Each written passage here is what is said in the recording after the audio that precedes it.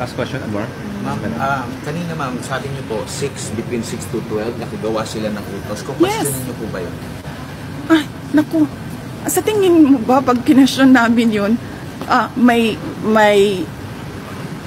apology? Hindi. Ang gagawin lang yan nila, pagtatakpan nila kung ano yung ginawa nila. Mas sinungaling yung mga putang inang yan eh. Pamilya na sinungaling yan. Yung lahat ng nasa Quadcom, yung lahat nasa good governance, pamilya ng sinungaling yung mga putang inang yan. Ano sinasabi nila lagi pag naka-off na yung mic? Hindi namin gusto yung ginagawa namin. Putang ina, bakit niyo ginagawa? Diba? Magsasorry, uy, pasensya na. Kasi sabi kay Inday, it's nothing personal. Nothing personal, sinira niyo yung pangalan ko. Okay lang yan. Papatayin niyo yung kasama ko sa UVP. Putang ina, hindi na kami mag-cooperate dyan. Hindi kami magpapakulong sa inyo.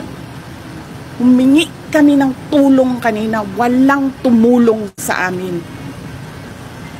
Sabi na yung abogado kanina, bordering on homicide. Attempted homicide. Nagsasabi ako sa mga taong nakatayo doon.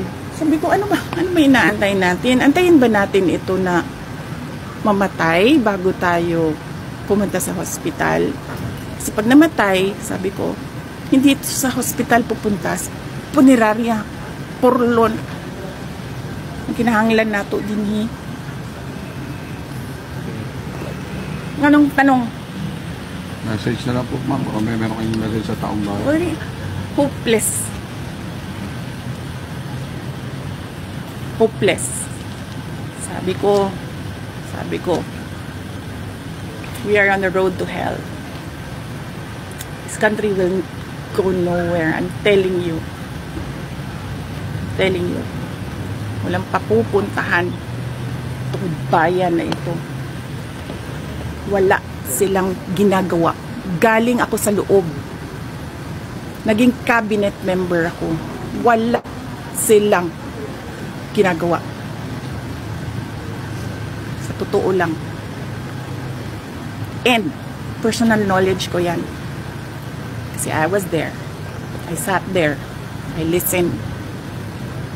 Rinig ko. Lahat. Wala nang papupuntahan ito.